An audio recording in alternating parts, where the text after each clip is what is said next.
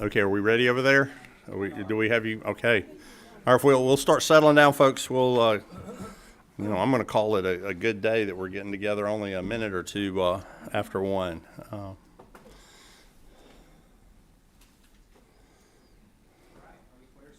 We're ready. We're just letting people settle down there. All right. Okay, we'll get going this afternoon. I just give me just a second. I intended when I started the meeting to introduce. I think we have had,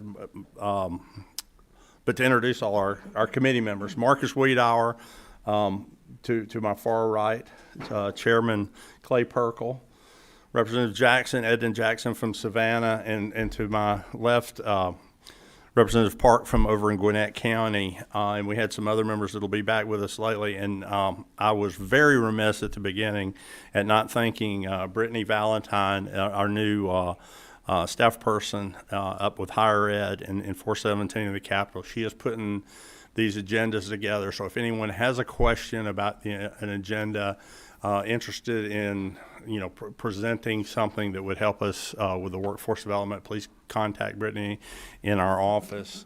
And Krista, raise your hand, is our support in Legislative Council, and Courtney is with House Research. I should, even with us being rushed in the morning, I should have recognized these 3 individuals for putting this together for us. I really appreciate it. As you know, we're part-time legislators, and we could not do it without the staff that we have at the Capitol, so I'm very thankful of that. With that, Mr. Etheridge is the director of J.E. Dunn Construction. He's joined by Zach Fields, the vice president of Construction Ready, and they're going to talk to us about the construction industry and the needs therein.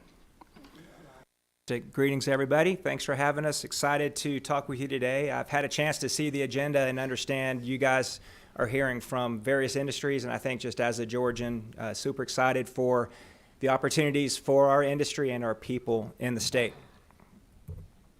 So today we're going to talk to you about construction. Again, Will Etheridge, East Region Director of Self-Perform. That's our trade work that we do with our own people. And then I've also joined with Zach Fields, who's been doing good work in the K through 12 and workforce development for construction. I've been on the board over there, and I knew that these guys had to join me if we're going to talk about workforce today. So I'm going to start, tell you a little bit about how J.E. Dunn sees things, and then turn it over to Zach for the balance of the presentation. So J.E. Dunn, a 100-year-old private company based out of Kansas City. Large company, overall revenues in excess of $5 billion a year. That puts us number 17 top general contractors in the country. For Georgia, our Georgia revenue shared between Savannah and Atlanta. Those are our 2 operating centers here in the state. We've got $668 million in 22, and you see some growth there. In 23 at $985 million sold. So Georgia employee headcount, we have 400 employees in the state. That's across 13 different departments, 76 different job titles. Includes our craft workforce, which is about 130 of those folks. We have open positions for 46 people right now in the professional side of our business, plus about 20 in the trades. So, we've got needs here, and with next year's growth, we're certainly going to need more. I know you've heard from some of these industries, but I want to mention that construction helps these industries do what they do. We build for them, they do what they do. So we're kind of a first step in what these people do. And we obviously all need people, but we build in the healthcare space, commercial space, industrial, aviation, K through 12 higher ed, data centers, and advanced industries, which are the chips that we're all familiar with having a shortage there. No chip manufacturers in this state, though, that we're dealing with. So we understand that part of the labor issue for construction is maybe construction industry owning some of what that looks like for the worker. So how do we hire and retain the best people and make it a career? So for us, it's developing training that matches a career path, job descriptions for us. And we're seeing our peers doing this as well. We have to make an attractive workforce to fight for the limited pool of workers that we know everyone else is fighting for. Luckily now, workers are getting full benefits with us and some of our peers. That includes ESOP participation in our company. Full company emails, they're invited to the Christmas party. Our pay range for craft workers right now for construction, this is commercial construction, our base labor is $17 an hour. Our trade foremen are making up to $35 an hour now, which is, plenty of money to take care of a family. So we're happy to report that. Obviously, increase in pay range is part of fighting for labor. So that does translate to increased construction cost, which just is part of the cost going up everywhere. So, we're going to do what we need to do to pay people to build our projects, and unfortunately, we're feeling that on the material side too. People are still buying, so as long as they're buying construction product, we're going to keep going. I did want to mention we're moving into a bit of a new era with construction, and don't think of the Diet Coke commercial that used to be out a few years ago with the people in the ditch on the jackhammers. We really have a lot of technology that's come into the space. So the worker we need is changing a bit. We're seeing that in the diversity of our workforce as well. So think prefabrication, where construction's moving a bit towards manufacturing, where we're building stuff in climate-controlled facilities, shipping it to the job site just in time. That's reducing our total head count. And then we've also got other technologies, drones and layout, automation. It's never going to do away with people in the construction industry. We just need people to help with these new robots and other devices that help us build these things. So, we want to make sure that the education system is promoting some of these technology advancements. I think it helps. And then lastly here, before I turn it over, just in map of where we are, you see our 2 Georgia offices there, but understand this is something we feel across the entire country. We've got dedicated resources that are in our company trying to solve this problem, working in the K through 12 space, trying to help mentor and promote. So we know the industry has got to do their part to help, and so I know this is an initial meeting for you guys, so just wanted to let you know that through AGC and Construction Ready, we're willing to talk to see what we can do from industry side to help. So I'm going to turn it over now to Zach. Enjoyed working with you over the years, and let you give them some data. Thank you, Will. Thank you very much, Will. We at Construction Ready enjoy tremendous support from leading commercial contractors and folks across all sectors of the construction industry in the state of Georgia. We've been doing this since 1993.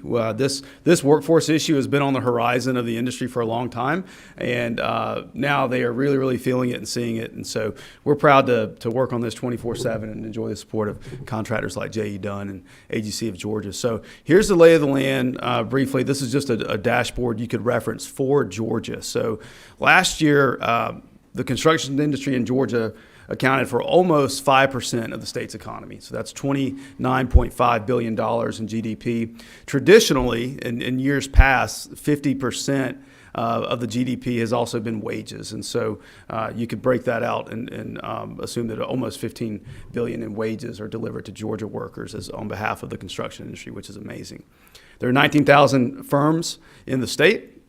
And through organizational surveys across trade associations, 92% of contractors are having a moderate to difficult time hiring skilled workers. And so that's a major issue. It's a bottleneck on the growth of every other industry is the skilled workers that we have or don't have in our state. On top of increased demand that we're seeing, and we'll show this slide here in a moment, we have a shortage. Our current workforce is 203,900 in Georgia. Generally, that's going to fluctuate around the 200,000 mark. Might be 194, might be 205, but it ranges in that range. So 203,900 is about right. However, what we're seeing is more and more workers are retiring from the industry. So we have a compounding issue where you have increased demand and growth, which is good for our state. However, at the same time, you have an aging workforce. COVID has exacerbated this with something we call the silver tsunami, in which people are retiring earlier. And so a problem we already had where 40% of our workforce was retiring by 2031, which is getting closer and closer. that seems to be accelerating. So that's 80,000 we need to replace just to maintain baseline and not to accounting for the increased demand right here. One note on that, okay, so you may say, okay, well, 2031, we got a little bit of time. It's going to be really fast, but we have a dynamic here where that's a lot of industry knowledge and know-how that's leaving the industry that will be going out the door. And so we need the younger worker alongside the older worker for a period of time to be able to download that information. What that means, though, for us is incredible opportunity for the young people we serve. Young people are being fast-tracked in leadership positions in the construction industry for this very reason. If they've got the initiative and the drive, they will succeed in our industry. We've got some great stories. I could share at another date. Right now, what's the goal line? We're short 28,000 annually when you account for the demand and the retirements. And so we use a program called the Construction Labor Market Analyzer that analyzes jobs that are already on the books and bidding platforms for contractors that estimate the labor needs for those projects. By 2026, quick turnaround, we need 307,500 workers to meet the demand. And again, we're at 203,900 with more and more leaving every year. So if we can find 28,000 a year, we'll be on track for the workforce needs of the industry. That's a lot of opportunity for the young people. Here it is. Here's the demand by trade. I know that one area of interest is what is the demand by trade? What are the key areas? Craft laborers, which we'll mention, that's the very first entry-level position into our industry. We have an expression in the construction industry that we call it shovel to CEO. In other words, there's great upward mobility in our industry where you're a craft laborer, you're learning how job sites run, how they operate. It's vital experience, and you can keep climbing from there. You can see in the top, carpenter, mason, heavy equipment operator, electrician, iron worker. A source of many of these programs or these jobs you can see on the following slide. It's going to be a funnel on what our K-12 really looks like. In other words, there's 1.7 million young people in our K-12 system right now. There's 500,000+ at the high school level. There's 450+ at the middle school level. They are there. When it comes to access and opportunity, we feel it's vitally important that they align between levels, elementary through high school, and that we build a better bridge coming out of the K-12 system.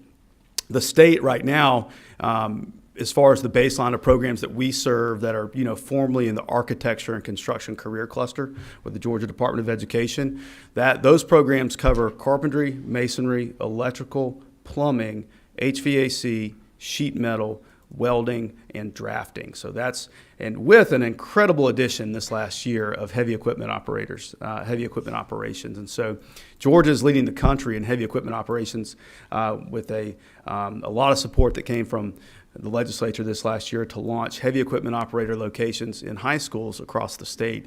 And Caterpillar's behind that, a lot of support, Georgia Highway Contractors Association. But that's absolutely groundbreaking. So it's fantastic to see the responsiveness of our state leadership in that critical area. And everything we build in the industry comes out of the ground. And so that's a key area.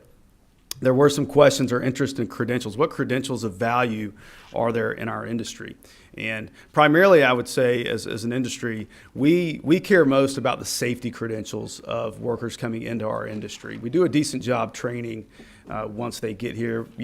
J.E. Dunn has an internal training program. Most contractors do. And so safety credentials are vital. But what they also do is they allow us to back up the connection point. And that's a key recommendation and focus is that right now, traditionally, with a worker only being able to enter our industry at 18, traditionally, we are losing out on so many that graduate high school or don't graduate high school, unfortunately, and they fall through the cracks. And so most programming is spent a lot of energy trying to track those people down and we find a sliver of them. We have a very successful program called Construction Ready Pre-Apprenticeship that does that.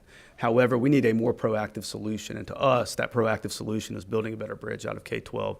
We'll discuss some of this. But OSHA 10 is by far the most recognized in the industry. It's not extremely difficult to obtain. We believe in it so much. Our organization actually sponsored 3,000 of these licenses for high school students across Georgia this past school year. 2,400 were earned by high school students as their very first solid industry credential that they can build on.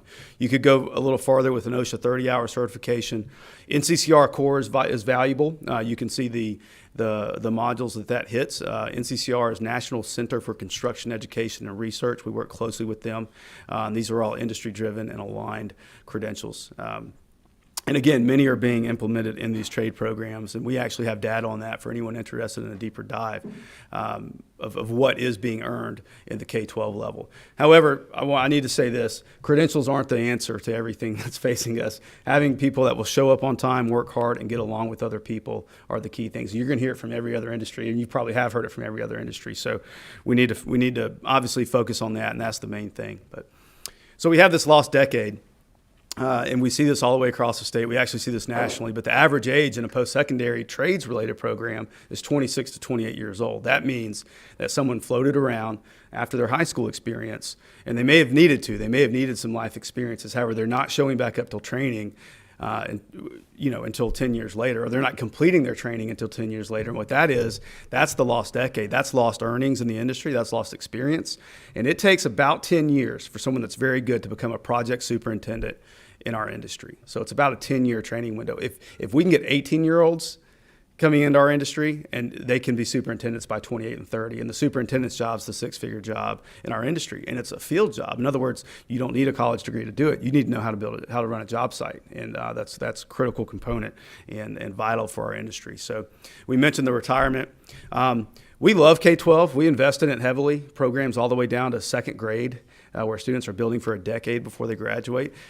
Kudos to the state for bringing CTAE all the way down to the kindergarten now. That's absolutely amazing. You'll see some construction standards coming out shortly for that. But we acknowledge, and I, as a former high school teacher for 9.5 years, we know how difficult it is to get a high school student to graduation. The capacity of K-12 is getting students to graduation, but not beyond it, unfortunately. So there's some things that can be done within the system to bridge the gap a little bit better. We've got some pilots that have shown success on that I would love to share with you at a later date. However, we also have to do a better job of reaching in. But we've got to build that bridge out of K-12 so these young people are not falling through the cracks.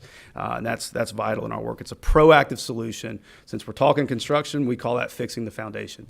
And we've got to do that. So you'll see our recommendations go in that direction. Here's what the funnel looks like in Georgia right now, at least for our industry. And again, we have frontline data on this across nearly 200 trades programs with almost 20,000 students in them. And you'll see that annually, it's around 100,000 high school students actually graduate. And so people think K-12 is a long-term play, long-term runway. It is. You're getting the foundation right. However, it's producing 18-year-olds every single year that are doing something. Right now, we see around 900 students are coming out of trades programs, and that's that orange sliver right there.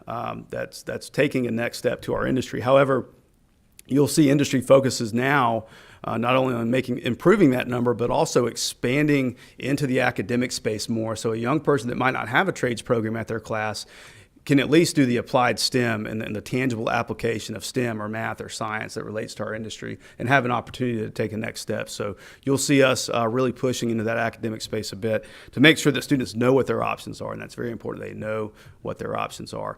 The other thing that's very important, we call it a vertically aligned model, is bringing these programs to the elementary and middle school space. In high school, you have to choose to take a trades class. So if you didn't already have someone in your family in the trades or a friend that was successful in the trades, it's not on your radar. You don't even know about it. It's a missed opportunity for so many young people. However, where we have pilots stood up for verticals, one's in Roswell, Georgia. It's groundbreaking. 100% of students at the middle school that feeds the high school program take construction. It's a connections class, all right, at both middle schools. You go one level below that, there's 5 or 6 elementary schools in the community. 100% of students at the elementary school that feeds the middle school takes construction as a specials class. Now they're getting the real life application of what they're learning in their academics in a hands-on, tangible way, and students are leading in that class that aren't leading in other classes. And early academic success is vital for our pipeline. We're seeing students change the way they look at learning. So this is our funnel. We're paying attention to it. We don't want to force something on a young person that isn't a good fit. thank you to the leadership of the Metro Chamber a few years back in bringing U Science in and doing a Metro Atlanta talent study that's a good enough sample size to be an indicator of what it looks like elsewhere.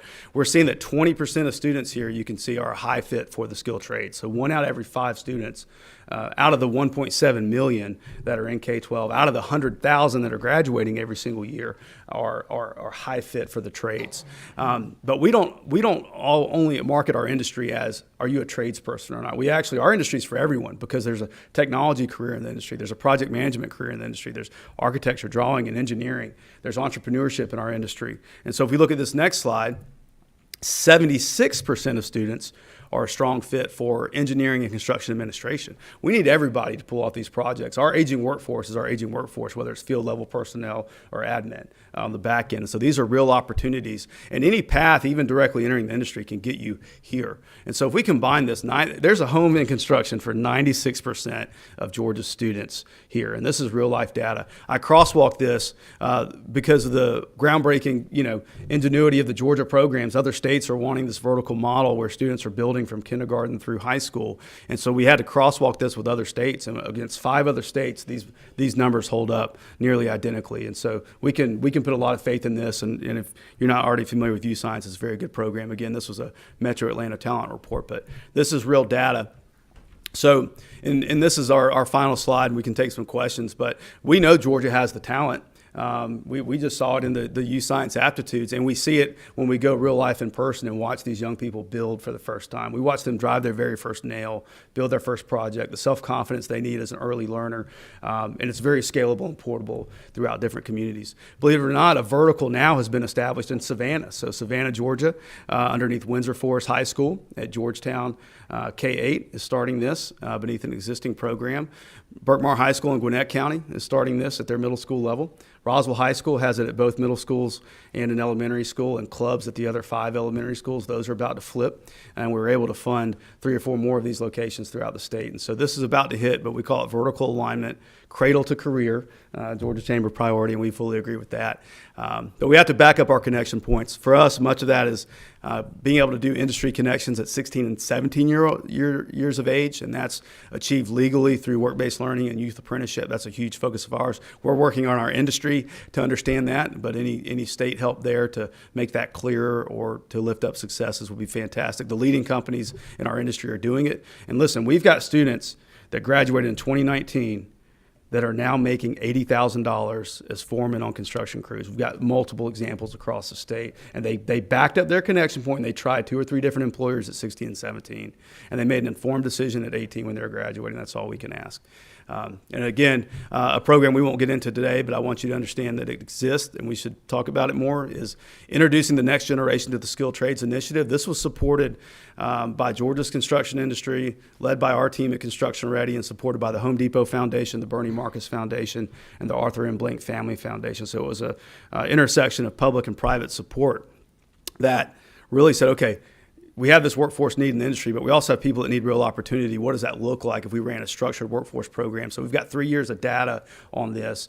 Home Depot and the Marcus Foundation just re-upped their support for this to do a round 2 of this, and we're entering that work, but it aligns very well with workforce in our industry and K-12 outcomes. So again, we've got frontline data we should dive into on this at a later date, and much of this is done through teachers and support of teachers. So that's what we focus on and do. But this put 3,500 young people into our industry over the last 3 years. That's significant, and it's real data. So we'll take questions. Stop there, and thank you for a good listen.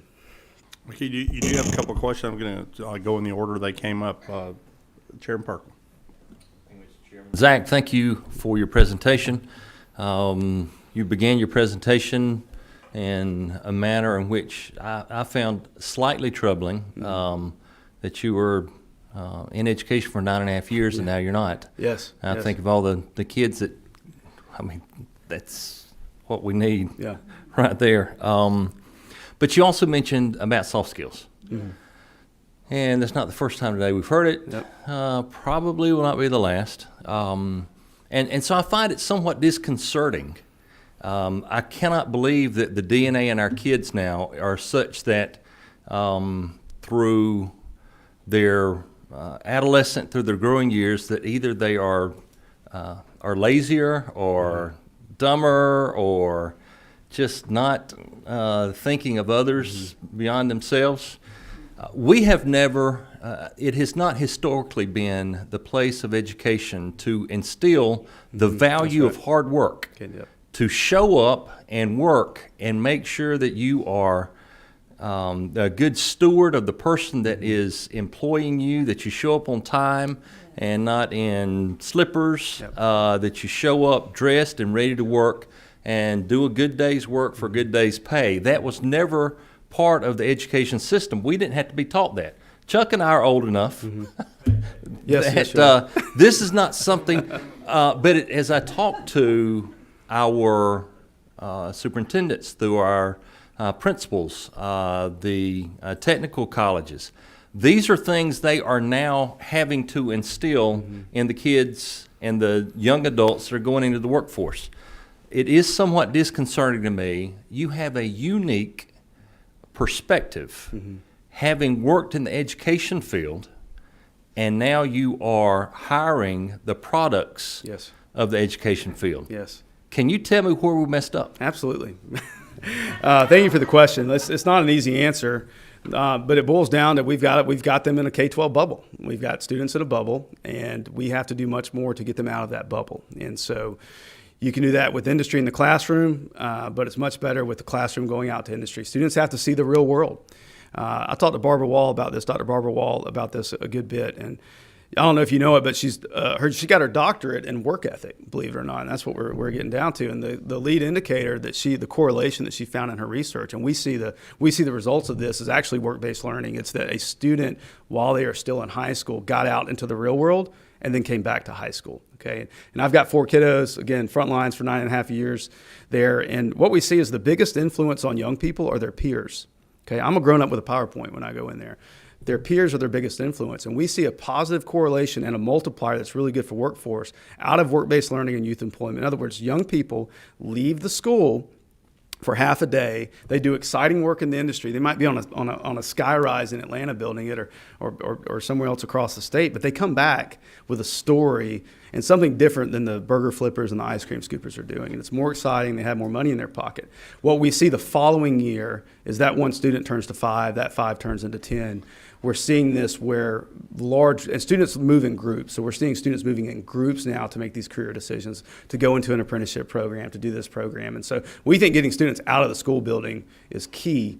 And maybe we do it with career visits and not just college visits. Yeah.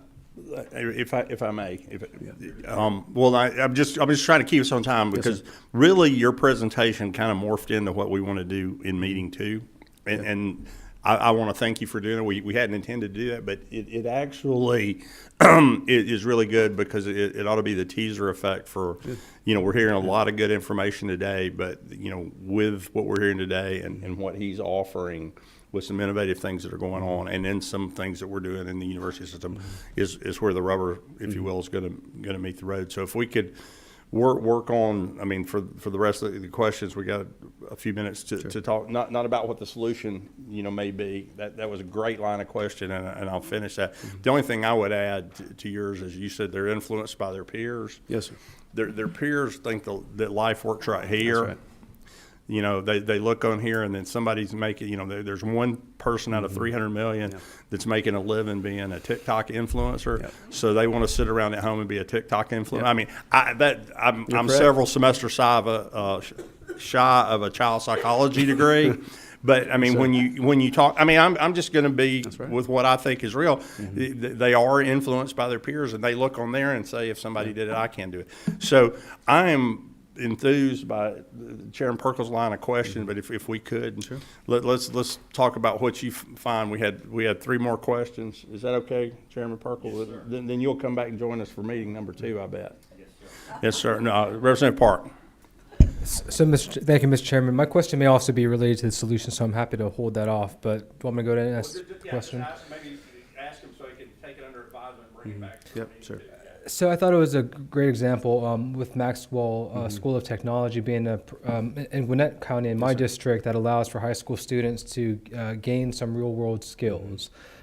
Could you speak to some of the barriers that may exist that inhibit students from actually participating in those sorts of programs? Or is it more a limitation of those sorts of high schools?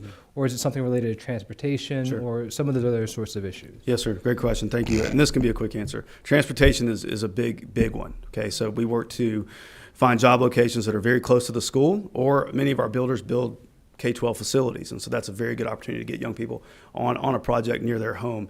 The other one is scheduling. So right now, there's the dominant or default is to do afternoon work-based learning, where students leave school at lunchtime and work in our industry. Our industry much prefers students be there at 7:30 a.m. and go till and then go to lunch. So we needed to do the first half of the day instead of the latter half of the day. That I think that can be achieved.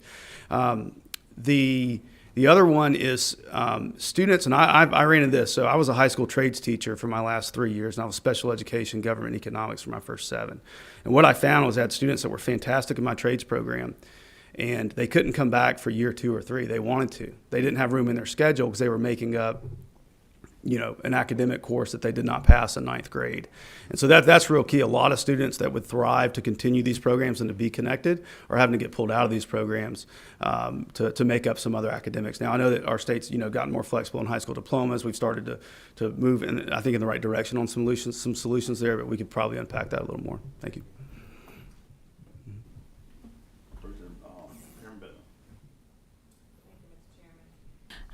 Thank you all for your presentation. Great. I heard you mention construction in 2nd grade. Yes.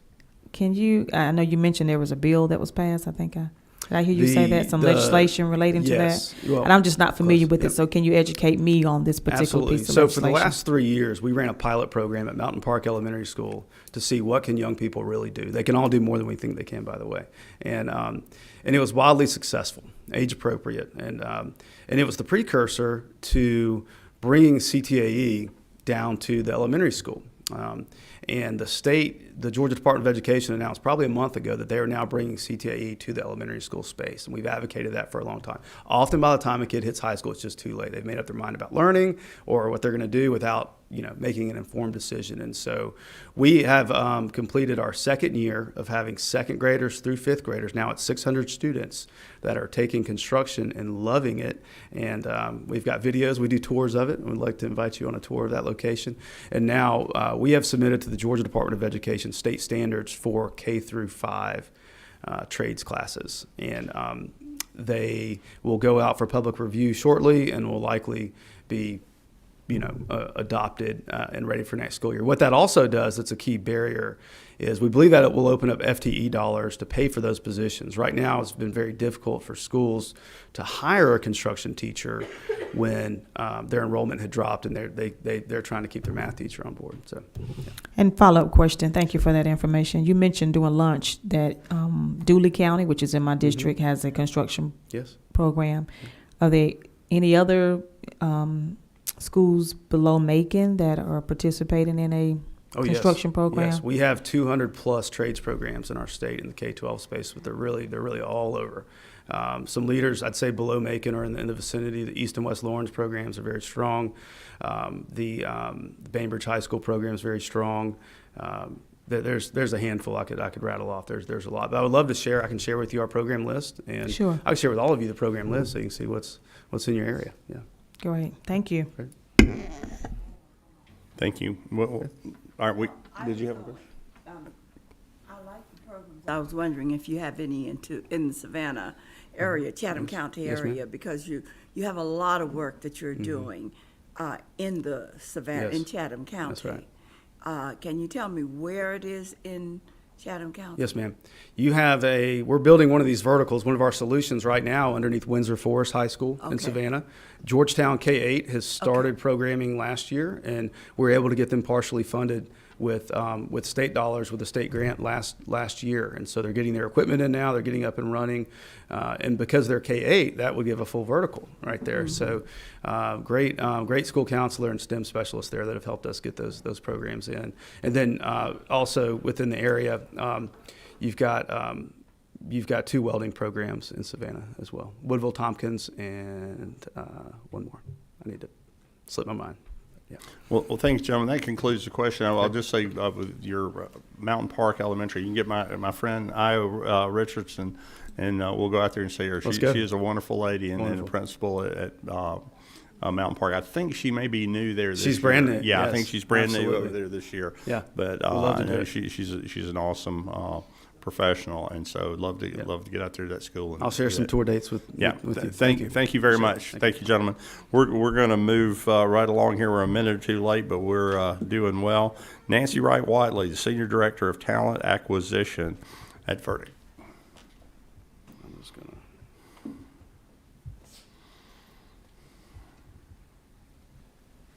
Yeah, I'm not gonna need it. You don't need that one. Okay. Nope. I'm good. I'm just gonna gonna wing it. talk. I'm just gonna talk. First of all, I would probably say to you, if you've never watched a child of about 3 or 4 put together a Legos, I mean, they have the ability to be construction, you know, they think that way these days. So, and one other point, Representative Bentley, my dad is from Butler, Georgia, or was from Butler, Georgia. So I spent a lot of my childhood down there. So thank you for having me today. I just want to tell you a little bit about what we're doing. As Representative Martin, Chairman Martin said, I am the Director of Talent Acquisition for Veritiv. Veritiv is a Fortune 500 leading packaging and facility solutions company based in Sandy Springs. We have about 6,000 employees across North America. We've got over 100 facilities. Along with our headquarters in Sandy Springs, we have 2 large distribution centers and a packaging design center in Georgia. We were deemed one of those essential companies during the pandemic, and so we have never stopped. And it has created a lot of challenges for the workforce and for my team to continue to do that. I probably don't have to remind you or tell you about the gap between our job openings and our unemployed. It's a gap of about 4.6 million. And just in the last month, we had 4.2 million people quit their jobs. So the numbers keep rising for a myriad of reasons, I guess you would say. There's one other challenge that I want to bring to your attention that I don't think anybody's really thinking about at this point. But between the baby boomers and the millennials, those are the 2 largest generations we have. Sandwiched in between that was Generation X. And if you take the smaller Generation X and the smaller generations after that, we are going to be in a severe different environment, if you will, just based on birth rates as we continue to go. So that's going to create a lot more challenges for us from a workforce talent recruiting perspective that I don't think anybody's really thinking about at this point. So from the standpoint of Veritiv and some of the things that we've been through over the last couple of years, we hire a lot of CDL drivers and to meet the requirements of the DOT and our insurance requirements, as you can well imagine, has been a challenge. Recruiting for the hourly workforce, I think you heard a lot about that, is always a challenge, but we've been playing the unemployment game. We have people who will apply for a job because they have to be actively seeking employment, and they'll apply, they'll take the job, and then they won't show up. Or they'll apply, and then you call them for an interview, and they won't show up. The ghosting thing starts, and those are some of the terms that we're all kind of used to. Moving into the professional sector, we also recruit a lot of finance and accounting type individuals. And with all of the new comp and benefits that the Big Four are offering across the country, that's harder to sell on our end. You also take into consideration that in 2022 and 2023, the average pay merit increase is going to be well over 4%. I will say that probably will be something that our company can probably manage, but as a former small business owner, I can tell you that when you start looking at merit increases over 4% or edging up closer to 5%, it's going to be really, really hard for small businesses to hang on to their talent because they just can't compete. So those are some really challenging things for us. The other thing is working through the pandemic with our pre-employment screening. We had a real challenge with court closures. We had a challenge with getting drug screens done because the clinics were so overrun. Those were really big. And once you start delaying and delaying and delaying getting somebody to start their job, you lose them. So that's one of those things. And then, of course, we have what we would consider the new competition. And you look at me and you say, there's a lot of competition out there. What could possibly be even worse? Well, in the past, and again, I've been in recruiting and staffing over 40 years. Yeah, I'm kind of up there with, what we were talking about earlier, those older guys over there.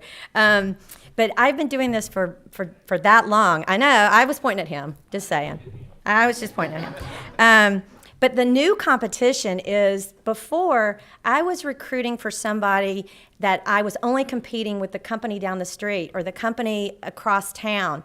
Right now, I'm competing with every single company across America, maybe even further than that, because now that virtual and hybrid work is available, the workforce is going to continue to decline based on the fact that they can take a job that's based in Colorado or in Utah or wherever. So now the competition for the talent is going to be even harder to find. So those are some of the challenges that we've had, and there's probably a myriad of others, but I'll talk to you a little bit about some of the stuff that we've done at Veritiv to try and overcome them. We just recently, about probably 4 or 5 months ago, we eliminated pre-employment drug screens for everything non-DOT. The reason we did that was, again, because it was harder to get into and get them done. But more importantly, we were struggling with, we had gotten to the point where we almost needed a whole attorney to watch all the new laws based on recreational and medical marijuana. Those are running rampant all across the United States, but more importantly, all the states are implementing laws that have to do with how you can make a hiring decision based on that. And then, of course, there's the insurance that you have to say, well, if I know somebody is on a medical marijuana card, that's great. But if they're going to be a salesperson and they're going to drive a car, now you know that. So there's so much to be said for all of that, but we just finally just eliminated it. It has created some back-end problems for us because now we have to spend an awful lot of time training and developing our managers to recognize reasonable suspicion and be aware of that so that we can, control our workplace. We also no longer verify previous employment, and the reason for that is because over the last several years, you have all of these people who have gaps in their employment because their companies either shut down or they changed jobs, or perhaps they quit a job for a myriad of reasons. But it's delaying the hiring process, and if you delay it, you could potentially lose the one candidate that you have that meets those requirements. We also have eliminated the requirement for a college degree. And we have done that for all positions except for things like accountants and engineers, those that require some type of certification. But it allows us to go and look at somebody who has the skills and the experience that's needed for the job, as opposed to saying that just because you have a 4-year degree in potentially geology or psychology, what makes that relative to what we're hiring you for. So let's look at your experience and your skill set.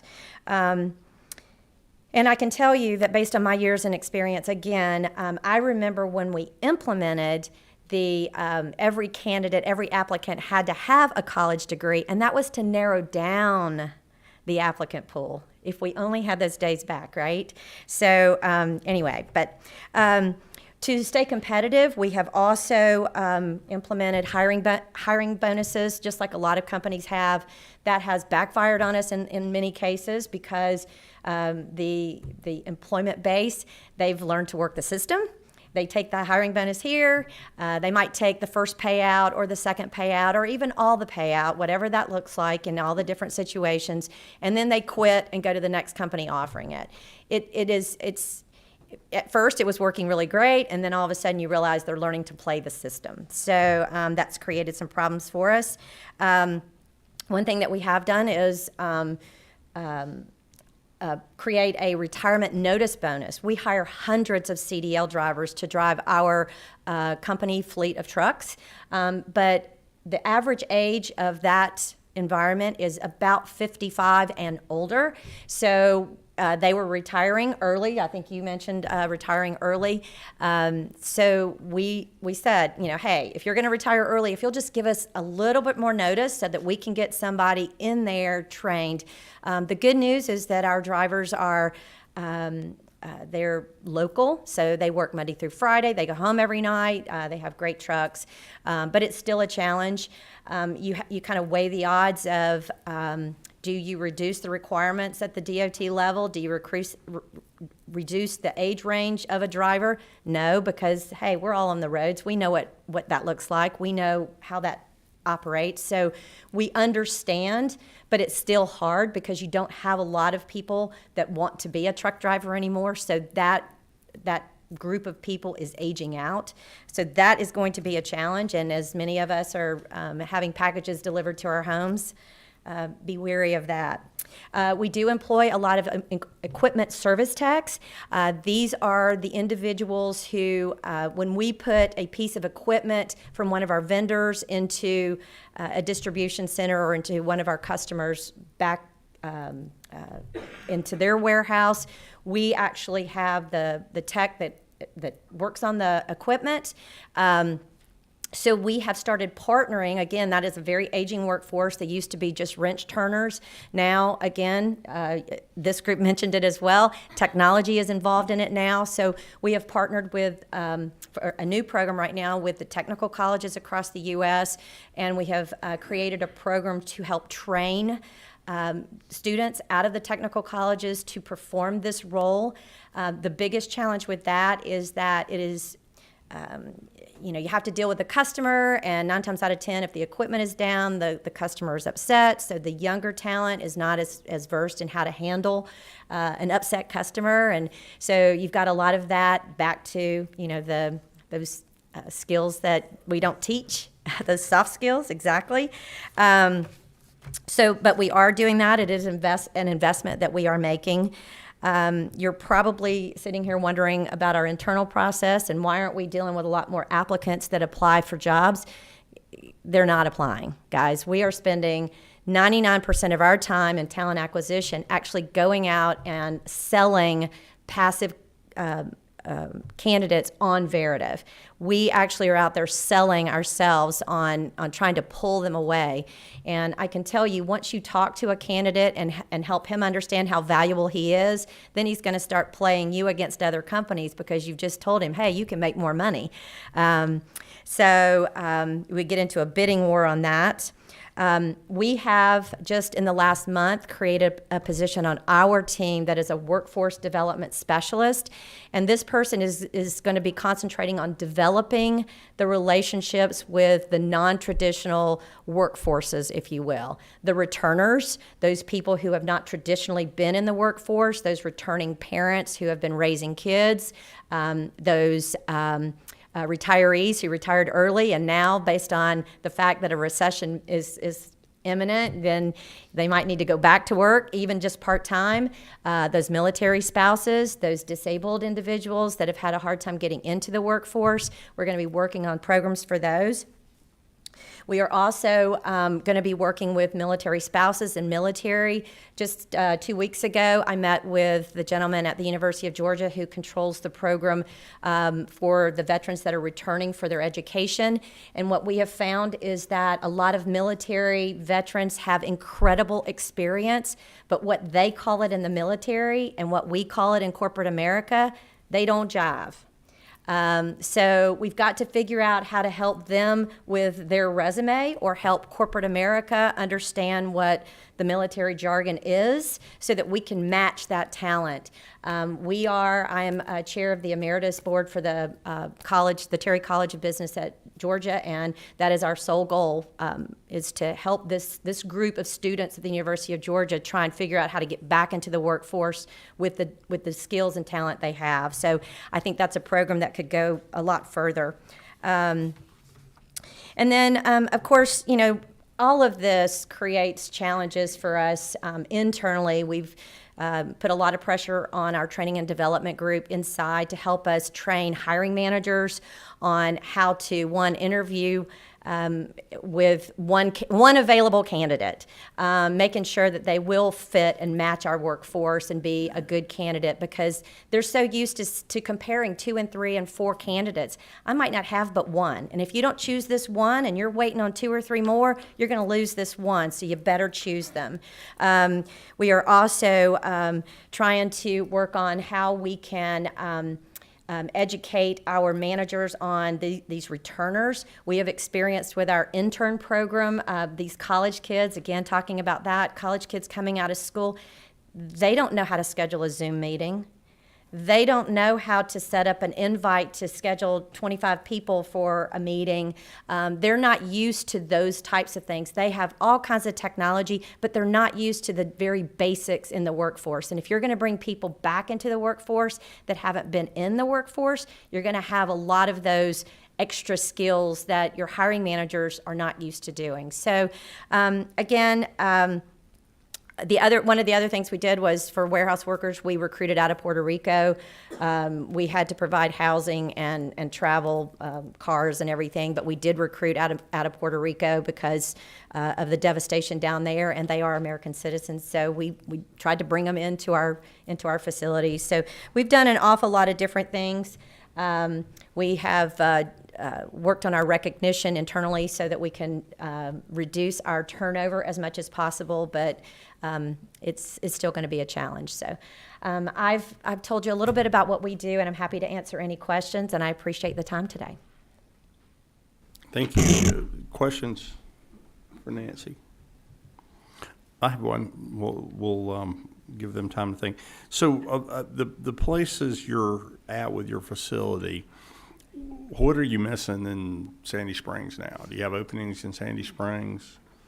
So our Sandy Springs is our corporate headquarters. So that is going to be your accounting, finance, your legal. So you have some positions in the, Absolutely. if you will, in the professional areas. Absolutely. Then also Our distribution centers and our have warehouse, supply chain logistics, drivers, and then we have a packaging design center in Chamblee, and these are the folks who actually design the packaging. Yeah. So my question, I mean, we know if you have the accounting, finance, there may be certain professional degrees that go with that. Mm-hmm. But going to your distribution facilities, your warehouse. The gentleman, I don't know if you saw this online, I'm not sure you're here earlier for it, but the gentleman from Cte talked about at one point he had 450 jobs. He's down to a little over 100. The question was asked, what do you have to do to that? He's like, you need a high school degree or a GED and be ready to come to the office, come to work. Is that essentially some of your warehouse workers? I mean, I suspect some of them would probably need to be trained to drive, the various vehicles around, forklifts, et cetera, to ride. But is that what basically you would hire some people that need a work ethic, and here they come.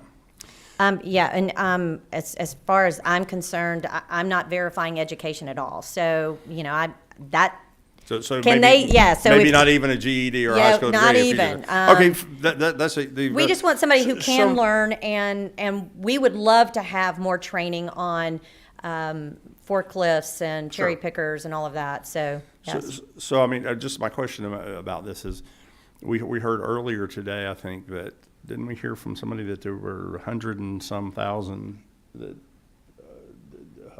unemployed folks that we were 155,000 unemployed, 468,000 posting, job. Mm-hmm. So I guess my question is DOL can they share information with you? Can The Department of Labor, if they have somebody in your Yes. geocode that's unemployed, Absolutely. because if you're looking for a job and you, Yes.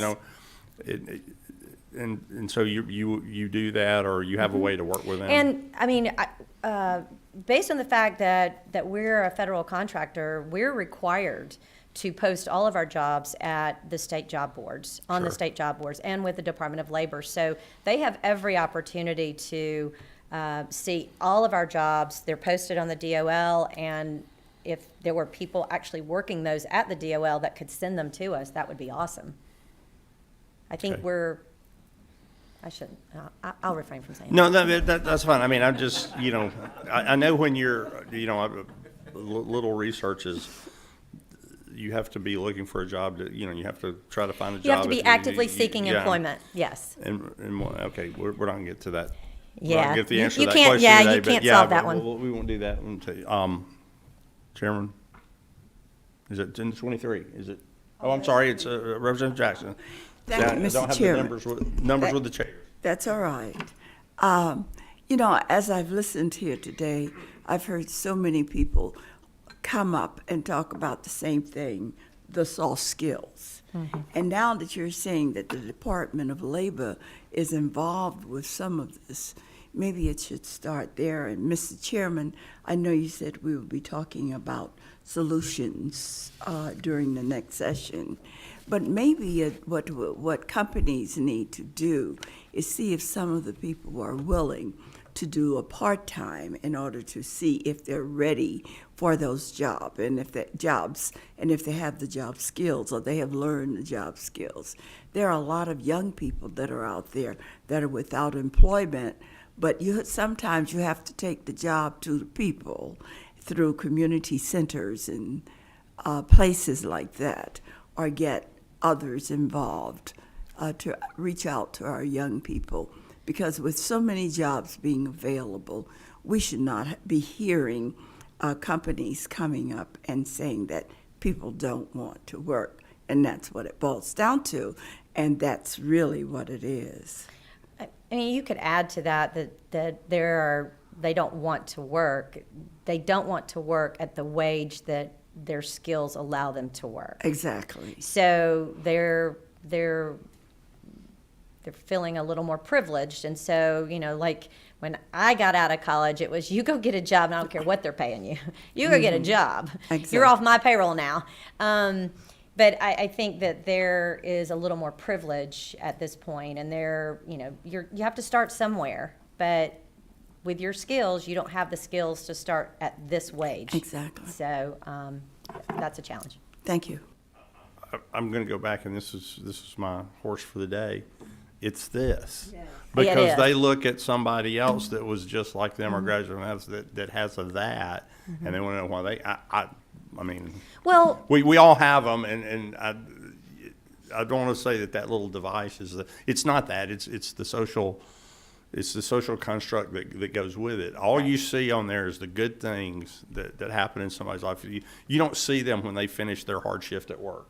Right? Yeah. So, but thank you for the information, and I'm going to invite you the same as some of the others is we're hearing what where you don't have, and we're going to lean on you and the other presenters, as well as the university system, TCSG, our private colleges, to talk about what we do now.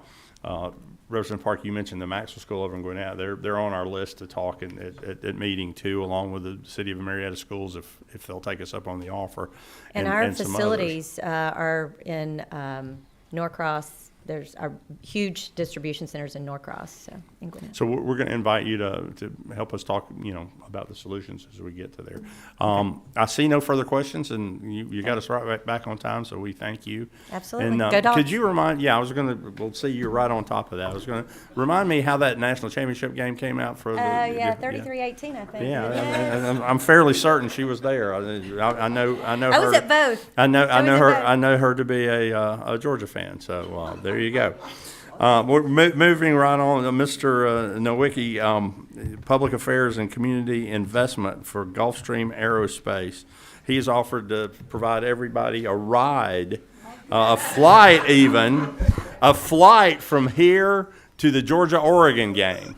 I wish that's how I could say I got from Savannah to here yesterday. You could but do that because we're just down the street, and you wouldn't have to get an aircraft to do that. Thank you for joining us, and we look forward to your presentation. No, thank you, Chairman. And I will give a shout out. It's good to see one of our, as we're a Savannah industry, we can see one of our great Savannah representatives here today as well. But it's an honor to be here today, and thank you for the invitation to be here. And I love talking about Gulfstream, and I love talking about workforce and what we're doing. And just like everyone else here in the room today, we're all working towards a similar challenge right now. But I think I'm excited that we're able to participate in dialogues like this to help how can we collectively work together to help address these issues. I want to briefly talk to you a little bit about Gulfstream for just a moment, then go straight into, our workforce piece.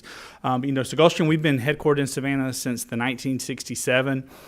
Started out with 100 employees. Today we're over almost 16,000 employees worldwide, 11,000 of those here in Georgia. Most of those in Savannah, about 300 down in our facility in Brunswick as well.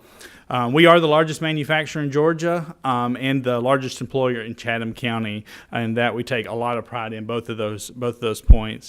So we've got almost 3,000 Gulfstream jets in service around the world today, many based here in the U.S., but also many based internationally as well.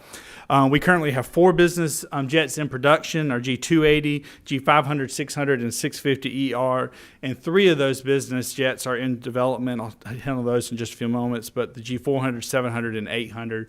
And I will say all of our research and development is in Savannah. Our global headquarters, almost all of our manufacturing is Georgia. All of our research and development is hosted in Georgia as well. And then we have a world-class customer support organization. So what that means is when your aircraft needs to come in for service, Savannah, we have the largest purpose-built business jet aviation maintenance hangar in the world there. And then more business jet and general aviation maintenance is done on the Savannah airport than any other airport in the world. So things that Georgia should be very proud of. So, it's sort of turning to our workforce, discussion today. When you really think about what headwinds, that we're facing from an industry, everything that the folks who've spoken before me talked about, there's just a strong competition for technical skilled employees right now, all across workforce disciplines. And I think a lot of times people don't realize how so many other technical disciplines and trade skills fit within aviation. We'll talk a little bit about that in a moment. But we're competing for the same folks from the construction industry to automotive industry to even the aviation industry as well. The state is doing a lot, as we have heard, and you all have helped position the state, do so much from the K-12 system to the technical college system as well as the university system as Georgia. And those things have helped us get to position we are today for our success. But I think we're continuing to see the need for more capacity in these programs. Some of these programs very specialized to authorities greater than us in this room today. But even across all of the college and career academies that we see in the state now, to different Cte programs and specifically technical colleges in the university system, more capacity is just needed in many of these programs to develop the output that particularly we need in other industries that we're competing with as well. Now, when you take that into focus on aviation a little bit more, aviation itself is just extremely competitive. Aviation aerospace is a huge part of the Georgia workforce and our economy here.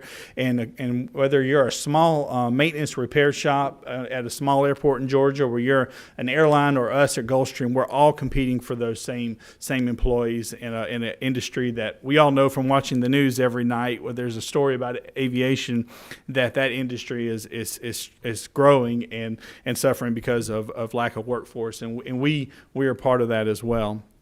And I think I spend a lot of times in the K-12 arena, and I think, there's a lot of misperceptions still today among students and parents about career and tech education programs. If you walk into a Gulfstream manufacturing facility or one of our service centers, they're very clean, they're bright, they're air conditioned, which we know in Georgia makes a big difference, especially down in Savannah in the summer.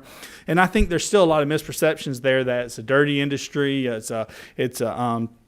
it's not a safe industry, but particularly our industry, as well as many others, are very safe today. And so I think some of those misperceptions that exist out there today are help driving some of our workforce headwinds. So when you think about, I looked before I came over here today. Today there are almost 600 open positions at Gulfstream. I'll be glad to take resumes back with me. but also when you look at those 600 openings, about 60% of those are here in Georgia, and that's just open today. That doesn't even fulfill what we've hired this year, but also what we'll continue to hire through this year. But about almost 400 jobs, opening jobs in Georgia today, most of those in Savannah. So what are some of the high demand careers that we're looking at right now? You'll hear the word in aviation, A&P mechanic or A&P technician, stands for airframe and power plant. If you're going to repair an aircraft, that's the FAA license that you have to have. And if you were to get any aviation industry in here today, they would tell you that is probably one of their top needs. So airframe and power plant technicians are those that are very difficult to find, but very competitive workplace. Very competitive workforce for those individuals. Engineers across multidisciplines, as I mentioned, all of our research and development is done here in Georgia at our Savannah campus, and just engineering's from all multiple disciplines. We're continuing to try those folks, because if you watch the news and high tech, in any industry today, engineering, more and more engineering is going into products that are developed, and we are just one of the industries that are competing for those. And then I'll talk a little about these technician positions. These are the ones that, I think that sometimes people have no idea you can go into aviation and do in the industry, from cabinet makers, cabinet finishers, interior installers, upholstery techs, aircraft assembly, actually manufacturing the aircraft, to avionics. Aircraft today are just flying computers. And so avionics plays a big part in that, and aircraft painters. So many of these multidiscipline, many different industries that, can help feed these types of careers. But I think there's just a lot of work that we're continuing to do to partner with our education partners and students and parents and community leaders to help students know that it's not just a pilot or an engineer to work in our industry, that if you have different skill set, that you can help fill any of these high demand positions that we're looking for every single day. So a little bit about what we're doing on the workforce development front. Partnering with public education, our K-12 partners, is very important and something we take a lot of pride in. There are over all of our local school districts within our communities, from Savannah, Chatham, Bryan, Effingham, Liberty, Bullock, Long, Liberty, McIntosh, and Glenn County, very close to our Gulfstream facilities. We have a lot of partnerships that we're doing with them, from speakers bringing students out, funding these different programs. In the last 10 years, we've invested over $10 million just in public education to help this workforce pipeline. The technical college system in Georgia has been a great partner. We have Savannah Tech in our community, which their aviation college, and Dr. Love and Dean Talus just are phenomenal business and industry partners with us. And then the university system in Georgia as well, with Savannah State University, Georgia Southern, as well as Georgia Tech and UGA's College of Engineering, all playing a big part in helping us here within the state of Georgia. We also, almost 30% of our workforce today is made up of military veterans. I know that's another area that everyone goes after. We're very proud to participate in the Skills Bridge program, which is a great DoD program that partners with industry on to get transitioning veterans in the workforce. And then we're recruiting at military installations here in Georgia and all across the country, trying to get those veterans in. A lot of times folks think we're going after veterans just because aviation is so big in the military, which it is, but so many people talked about the skills and the work ethic, that our military bring that into the workforce as well. We've taken a new approach on some apprenticeship programs that I'll talk about a little bit more in just a moment. And then really, how do we support the work programs that are in place, from high school youth apprentice to co-op rotation programs and internships. So really diving it down to a little bit more on the K-12 standpoint, throughout our company, we've got almost 100 high school students that work at Gulfstream now. Almost 70 of those are in Georgia, here in Savannah. And these are students that we're paying. You heard from our folks, from the partners over at J.E. Dunn, we see a lot of the same success that they're seeing within our Youth Apprentice program, with students who are working in engineering labs, who are working out on the service center floor, learning how to repair aircraft. They're working in our cabinet shops, and just all throughout the company. So hopefully that they can have those aha moments and really see the bigger picture world of aviation. We give a lot of tours, a lot of school presentations. to really just how do we spark that interest, and really not only just beyond the student and the teacher, but also how do we influence the family member and the parents, because we know how much they drive this generation's thinking and what they're going to do and where they're going to go. And so we're trying to do a lot more now with parents to help drive that influence towards our industry. Something I'll take even maybe a little more pride than I was going to talk about is our student leadership program. We talked, a lot of folks today have talked about the soft skill piece, and this is a program that we've been doing in Chatham County. We're going into our 15th year here, where we invest in almost 500 high school students each year. And this program really focuses on work-ready, soft skill development in career and industry. And we don't focus this program just on career and industry for Gulfstream. That's a part of it, but partnering with other industries in Chatham County as well. But also, we've got a very robust work-ready skills curriculum that students go through sophomore, junior, senior year in high school. They do mock interviews. They write their first resume. They learn how to problem solve, how they're going to manage that first financial paycheck. So that's what we're doing with 500 students a year in Chatham County. So hopefully when they come to the workforce, whether they come to Gulfstream or one of the other industries in Chatham County or the state, that they are ready to go and show up on time and know how to be a good, productive employee.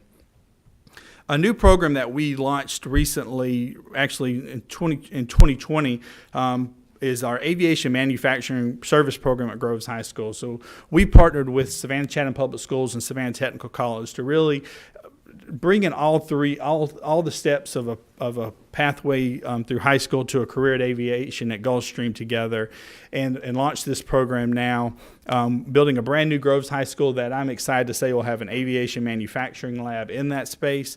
And what happens with this program is students freshman and sophomore year take state DOE aviation maintenance courses, and by the time they're junior students, they're dual enrolling in Savannah Technical College. And by the time they graduate high school, they've got 3 certificates. So they'll have a certificate in aircraft assembly, composites, and avionics. All 3 different certificates that can take them anywhere, ideally at Gulfstream, but any advanced manufacturer that those students will have a chance to earn through the state's dual enrollment program. And I think one of the most exciting things about this, we talked a little bit about transportation issues earlier. Through our partnership with Savannah Tech, those Savannah Tech instructors will teach those courses at Groves High School, so those students will never have to worry about a transportation boundary keeping them from dual enrolling in that program, something that we're very excited about, and that Savannah Chatham Public Schools and Savannah Technical College have just been great partners with.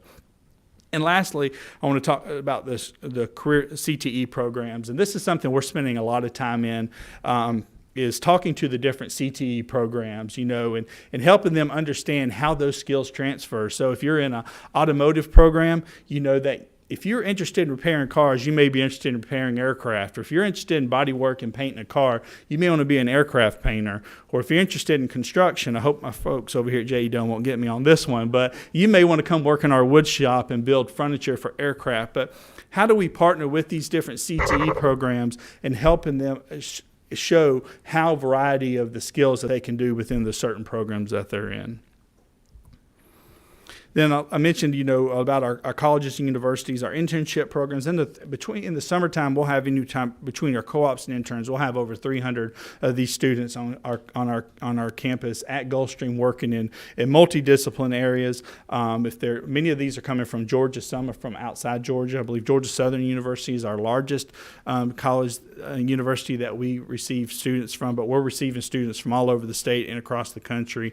If they're on a co-op program, they're on a multi-year rotation where they come and work in 3 different functional areas, primarily within our engineering group. Our internships programs are in departments all across Gulfstream where they're working alongside professionals, they're contributing, doing meaningful work, and really helping Gulfstream be successful, but at the same time they're getting real work experience that they hopefully want to come back and apply for a position at Gulfstream and be ready to go. We're also doing that through research partnerships with several of our USG institutions in the state, and then we have several senior leaders at all levels of our company who are actively involved in our work with universities and colleges. And then our Apprenticeships is a program that our partners over in HR started actually just last year. And man, this has grown, and we are so excited about this. It started out as a paint apprenticeship where students, or not particular students, any individual with absolutely zero experience could apply for a paint apprenticeship. I think we selected 4 or 5 out of that first group, and the retention with those has been outstanding.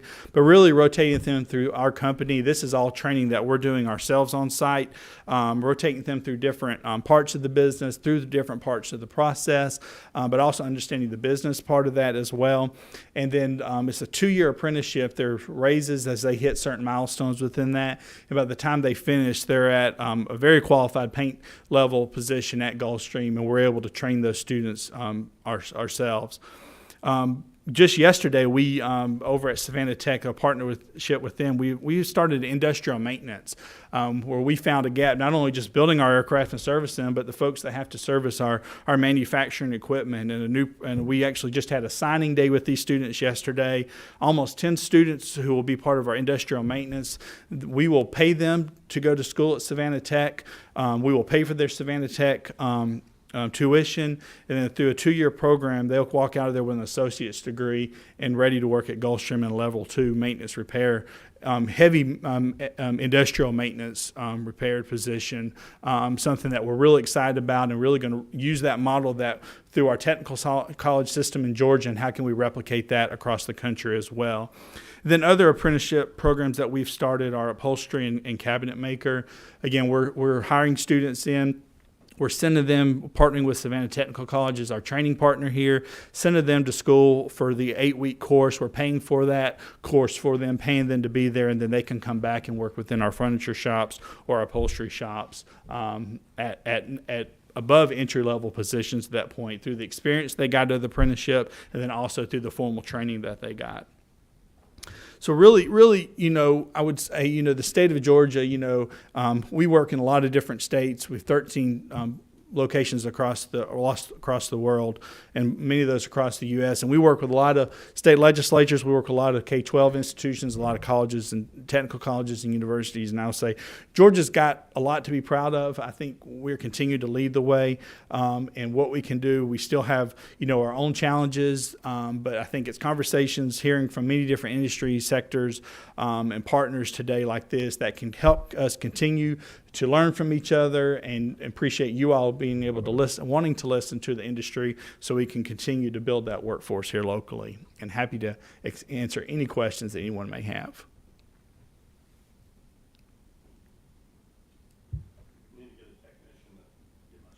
There you go. The committee have any questions for Chris? Questions? Mr. Chairman, Yeah. Yes, ma'am. you know how I am about Gulfstream Well, you were just saying so much about God. No, I'm just. No, they have wonderful programs that are throughout Chatham County, and I'm sure maybe Brunswick or some of the other areas as well. And it does show that the outreach at an earlier age helps a great deal. But they are very committed to our community, and I'm very proud of that. But I'm proud for another reason, and you always talk about your own kudos. My son is an engineer, a program director out at Gulfstream. Yeah. And I can tell you the recruitment that they do is just tremendous. And I don't know how they get into it, but how they deal again with those soft skills. And it seems like the overall theme that I've heard here today is, what do we do about the soft what do you call them, soft skills? And we used to call them social skills and all of that we learned from elementary school up, but that is not being taught. They are not being taught now. Thank you, Mr. Chairman, for affording me this opportunity. Yes, ma'am. Yes, ma'am. Number 20 is that Representative Wiedauer. Thank you, Mr. Chairman. I just wanted to say thank you for being here. I mentioned this morning, I'm not sure if you were in the room, but I actually toured Gulfstream last week. Yep. Y'all, if you ever get a chance, I know you guys are very welcoming, but you talk about not what you would think as a manufacturing job. You might as well be in a lab. It is, these facilities are quite immense. I don't think people realize how many I mean, how many buildings do you have? It's Oh, hundreds. yeah, it's We're on almost every quadrant of the airport and growing beyond that as well. yeah, it takes quite a bit just to get from building to building. Yes. Toured a couple of different facilities over there, but thank you for what you guys do for the state of Georgia, obviously, and I think if I'm remembering my numbers right, I think the average salary over there is like $77,000 a year. Yeah, our 2021 revenue in Georgia was over $1 billion. Yeah. Well, thank you for being here, and thank you for what you do. Thank you. Representative Weedar, which plane did you choose for your? I don't think we can say that yet, can we? Oh, you didn't go down there to pick a plane. You just went to for a tour. I'll be back for that. Yeah, yes, sir. No. have to have a little lighthearted. So let me just ask you this: do you have particular? I mean, do you have open positions in there, or are they all manner through the workforce? Really, that it's just you're experiencing the same things other people are. Yeah, it's all through there, but it really is. If you were to look at our board today, you'd be amazed, I believe, at the number of entry-level positions they're really trying to. Then going back with this outreach, but really goes back to those cabinet makers, upholstery, the A&P technicians, Sure. the aircraft assembler. Those that are truly great entry-level positions that pay really well money entry-level, and your runway of a career path is very long. And Chris, if I remember in the past from discussions with Gulfstream and hearing about it in my tenure down here and just in private business, you guys have been doing that type of community outreach for a long time. This is not post pandemic. This is not even post 2008 recessions. This is just the way your corporate culture kind of grew up down there, is it not? Yeah, we state and the community has been so well to us, and we know we have a commitment to that community. I'll use the student leadership program as another example. Again, we're going into year 15 of that program with Savannah Chatham, and our youth apprentice program is almost over 15 years old. So really started out hiring 2 high school students many years ago, and today we're as a company almost 100. So very, very well. Well, I thank you for coming and you told us about the needs and told us a little bit about what you're doing. So we too are going to invite either you or someone from the organization back to help us as we get into phase next in the second meeting of how we can replicate that. We're going to ask you, I guess, to share a little bit of your secrets so that others can make use of it. Hopefully that will not hurt you in your competition for labor. But we're always happy to share. Yeah, absolutely. Well, we're just a few minutes early here, but we are going to go ahead and take a quick break. We're at 2:23. Let's come back at 2:35. We'll try to get just a few minutes before things. So we'll stand in recess till 2:35.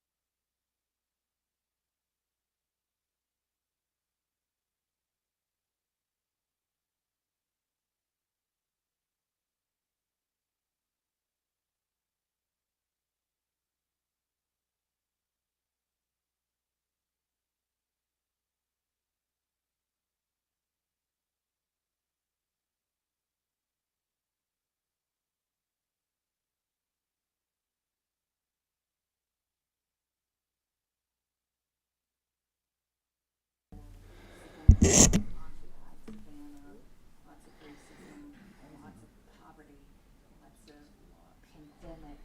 Yes, yeah, the whole yellow fever and malaria, all of that. So it's really about how do you get back to normal now. All right, ladies and gentlemen, if we could go ahead and settle down, we'll get going with Mr. McCormick. So we were 2 minutes late, but we're still 2 minutes early, so we're in great shape. Welcome to the microphone, Matt McCormick. He's Senior Vice President with Reeves Young Construction. Yes, sir. Let me turn you on. There you go. Okay, thank you very much. We appreciate the committee and their attention to this matter. It's something that certainly is very important to our company and the entire industry. Reeves Young, we are a general contractor. We're located in Sugar Hill. We have been in business for over 70 years now. In that time, we started off as a smaller, heavy civil contractor for many, many years. In the last decade, we have diversified into really several different business units. I run our water resources group, building water plants, wastewater plants, pump stations. We have a heavy civil group that does a lot of work for other commercial contractors like J.E. Dunn. We do public commercial work, courthouses, city halls, fire stations, police stations, that kind of thing. On the private side, we do hospitality, we build hotels, senior living, multifamily. And so really what that's really done as a company is allows us to create opportunities for people. We take a lot of pride in the amount of growth that we have had as a company. We're now pushing 500 employees, which is, when I start back in 2016, we were barely over 100. And so that has been significant employee growth and creation of opportunities. And that is really something our company takes a lot of pride in. And we're able to do that by creating a culture and create the company that it's a place that people want to come to work, and we're able to retain people. And so that's something that's very important to us. Up there you can see we have two different challenges as far as workforce development is creating those opportunities for craftsmen or obtaining those craftsmen and obtaining people from the on the office side as well. And so those are really two distinct challenges that we really have to work on in two different ways. In the last couple of years, we have a small satellite office in Nashville and an office in Greenville, but really over 80% of our opportunities and projects are in the Georgia market. So as far as resources go, I'm going to try not to overlap too much with what J.E. Dunn talked about earlier, but project management, pre-construction, traditional construction management or civil engineering positions is a lot of what we spend time trying to attract. But really, in addition to that, making sure that, hey, we have all the support services as well, accounting, marketing, business development, human resources, and all of those things are trades that people may not traditionally look to a construction company and think, hey, I can go into marketing over there, or hey, I'm looking to those kind of companies for accounting and positions of that nature. And yet I can tell you in marketing, we have 10 people over in our marketing department, over a dozen people in HR, all those positions as well. So it's not, hey, if I want to go into accounting, I got to go work for Deloitte or one of these accounting firms, and making people aware of those opportunities. In addition to that, the trades, superintendents and operators, pipe layers, and things of that nature. And those positions, it's really getting more and more challenging as we try to do that. The superintendent, the requirements of that position are changing, right? All of those guys now they all now have iPads and are expected to be more technical than they were in the past, and having some of those computer skills. And so that is becoming an increasingly difficult position to fill. And then these skilled positions, the challenges associated with filling those roles as well. How do we find those people? We do it a bunch of different ways. Until recently, we didn't have this. We now have internal recruiters who are actively doing that every day. we use external recruiters. The internship and co-op program is a very big part of what we do. Ideally, for the office positions, we would love to get kids at 18, 19 years old, and those are the positions that we promote from within and can take that from project engineer, assistant project manager, senior project manager, and take them all the way up through that. And that's something that really, that internship program, we can't stress enough the value of that, and letting these young kids learn, hey, take us for a test drive while we take them for a test drive, and help them really understand what it's about. I can tell you many years ago at Georgia Tech, I was a co-op student, and that was probably the best experience I had ever had. And in that co-op experience, way back when, it was learning, hey, the first job was not for me, right? The first thing was a position, and while I certainly enjoyed working, it was not what I was cut out for. The second, and it led me to the career I'm in construction today, and so that is something that is really just very, very valuable. We participate in career fairs at the universities, at the high schools. We're active with the local high schools around our office. Word of mouth. So this year, we have a referral bonus program in our company, and so we have paid out over $100,000 in referral bonuses to employees within our own company to get them to bring people to come to work for Reeves Young. And I would tell you, without fail, that is the best. The people that are coming here that have been vouched for by another employee, those are going to more than likely be the people that are going to stay with us for a long time. And I can tell you that giving out a couple $1,000s to one of our employees to bring someone over is going to be that beats the heck out of these third-party recruiters and the fees that are associated with those. And so it's something that's been very successful for us. And then in addition to that, social media. Needless to say, we are trying to. That is an evolving market for us, and how to reach out to the people that we need to be reaching out to connect them with Reeves Young.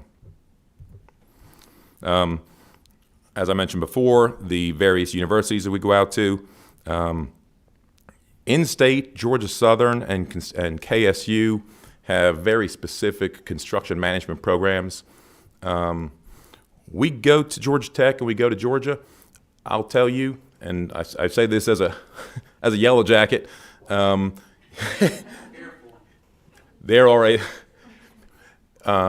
did not have specific construction management programs, and so for us, I got my degree in civil engineering a long time ago. We had to filter through a lot of those resumes to get there. At Southern and at KSU, where they have where you go into that classroom and there are 30 kids that want a job in construction. That 30 out of 30 want a job in construction. That is very easy for us to look through those resumes and talk to those kids, and every one of them is very likely a potential fit. So that is something that, as I have some of these other logos up here, I won't name them, that we're having to go out of state to get some of that talent is something of interest. If Georgia State had a true construction management program, if Georgia Tech had a very specific construction management program, and even Georgia, that our flagship universities do not necessarily have those specific construction management programs. I think Zach put up the slide earlier today of how many people can have careers in construction. 97% or something like that was the pie chart I saw earlier today. I think if those programs were offered at more of these universities, I think you would have a better luck retaining those people in state. It's almost like trying to keep your elite football players in state. Here we are having to go out of state to get recruits, and so that's something that I think will be helpful. Some of the challenges we face, some of these things have been talked about earlier today. Supply and demand, I can tell you right now, the federal government has poured in an enormous amount of money, and so we are not lacking in projects to chase. I mean, that is not at all the case, right? We are, I can speak for the public side, you know, where we used to see 4, 5, 6 bidders, we are now seeing 1, 2, 3 bidders. So it's not a matter of having opportunity. It's a matter of, do we have the people to go chase those opportunities? And so to do that, it's a matter of having those the skilled workforce. We're competing against, quite frankly, as far as the wages go, there are less skilled positions that are paying comparable wages right now. I won't name the convenience store, the largest gas station in the country that you go and see, and they're paying $20+ an hour to go and work at these places. And you know, I heard earlier $17 an hour for a construction laborer, and that's hard to compete with. And so those are things that are challenging. The aging workforce. It was stated earlier today that it takes 10 years to become a superintendent. That's challenging. Some of our best superintendents are now 40+, 50+ years old, and as those guys age out or gals age out, to replace them is going to be really, really very challenging. I mentioned here overcoming the stigma, and I guess what I was really referring to is that coming out of high school, not all kids need to go and get a 4-year education. And you can make over $100,000 a year as a superintendent, well over $100,000 a year as a superintendent. And so those are career paths. That is a career path to come up through the field and work your way through that. That is, those guys or gals that come up through construction can not have a college education and make more money than someone with a 4-year degree might ever make, depending on what that specific major is, if you will. How does this impact the state? We see, as I mentioned earlier, we're seeing fewer bidders. We're seeing projects consistently coming in over budget due to increased labor, increased subcontractors, material costs are more. All of this is related to the lack of skilled employees in our industry. What's that leading to? I can tell you a project 2 weeks ago that came in 50% over budget. The project's now getting kicked, and now they're going to have to figure out what they're going to do next. That was for a wastewater plant up in North Georgia that just happened. And so these are things that projects getting delayed, and essentially taxpayers end up paying the premium. And so really, it's a problem that really affects all of us. As far as solutions go, and I know we're going to talk about that more, one of the things we do, I talked about our internship program earlier. And so, yes, we're paying competitive wages, anywhere between $18, $20 an hour to these interns to come in and work for the summer. A lot of times as we're trying to attract them from outside of Gwinnett County or wherever it is the opportunities are, we're doing stipends for housing and things of that nature. And so I don't know if there's a way to somehow incentivize either one, the student, or two, the companies to make these internships happen. Should it be a requirement of a 4-year degree to have an internship? I think those things would really put people in a position to, when they get out with that degree, they're on the right track of working in a position that they have already tried out. Hopefully they figured out this is what they want to do. So when they get out of school, they are in a position that they fits their capabilities and their passion. Questions?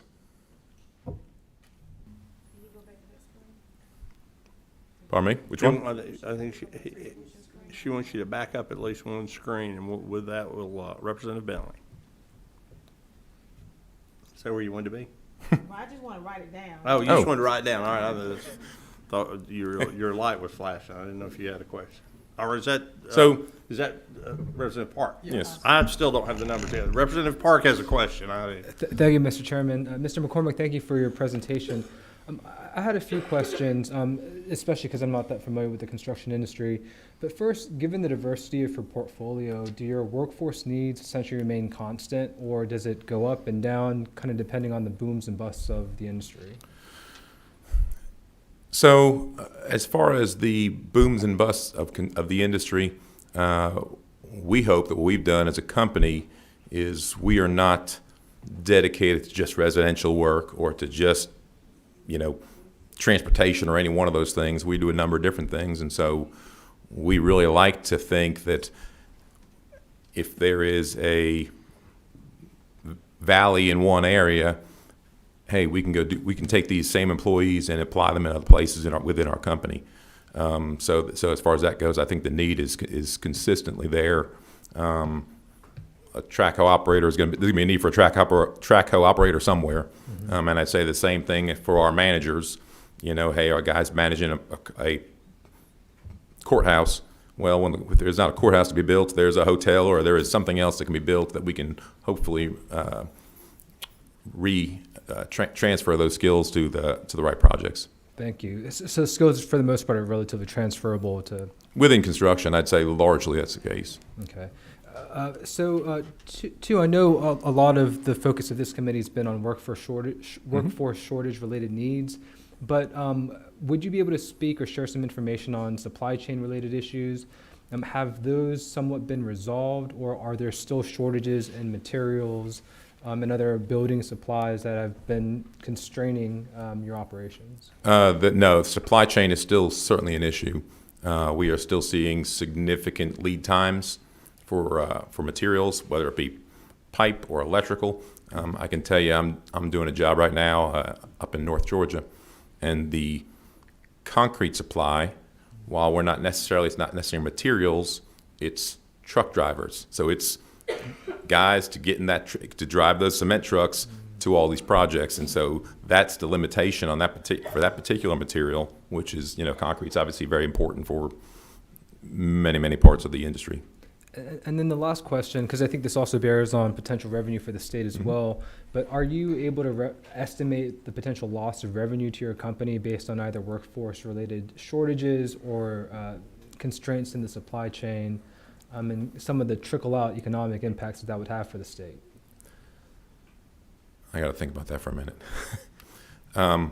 So our company is going to increase our revenue from 21, quite frankly, coming out of the pandemic, to 22. And so if anything, it seems like if there was any kind of pause in the construction industry during the pandemic, it's catching up right now. Right now, there's all these municipalities that we're seeing on the public side. They're spending some of that money that they didn't spend in 20 and 21. And so in that regard, I can tell you that our company, and I say many other companies, are turning down work. You can't chase the work because of the lack of the employees. Thank you. Yeah. If I can follow up on that, so you think some of the demand that you're seeing here is kind of pent up demand, for lack of a better term, projects that would have been bid in the midst or toward the end of COVID, but it just didn't make any sense to do that because they couldn't be built right then, so they didn't bid them. I mean, if you bid a project for, was in city government, you're not going to bid a project for me in January or July of 2020, even if we can do it through an online bid process, not knowing when you can start it, right? Because you can't control your costs going into the project. So, if you're sitting there in the middle of the pandemic in July of 2020, it doesn't do any good to let a project or to bid a project to get it ready, because you're not going to be able to put real numbers around it. I don't think some of this is sort of that pent up demand, but other parts of it is money that's been injected in from the federal level to the cities to do some of these infrastructure bill. Sure. So it's both of those things.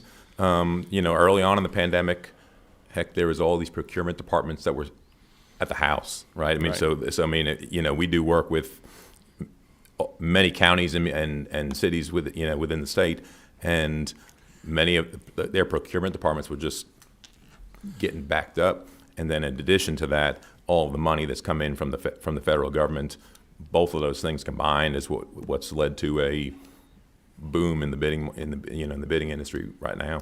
How much did you see just in from management down to rank and file that this didn't come back after the pandemic? So, I mean, at your firm or anecdotally, across the industry, was there just a lot of that? If there was somebody that was in their late 50s and they stayed at home for a year and they just decided they're going to finish out their work life in a different area? Construction, and we didn't stop working. So I can tell you right now that our construction, our field, they did not miss one day of work. Now, we had situations where, we had I can count on one hand the number of situations where we had to pause a job for, a couple of days here or there due to exposures.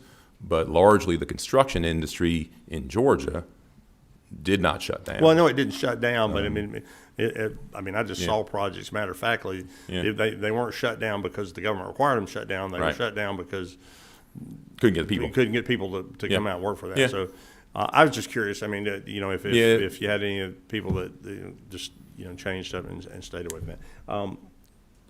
Chairman Perkle had a question.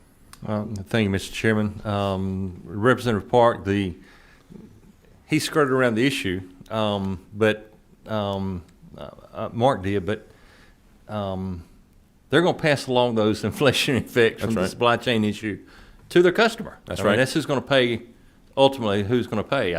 I told the chairman a while ago I got to leave early in just a bit. I've been waiting on a part on one of my tractors for 17 months. That's right.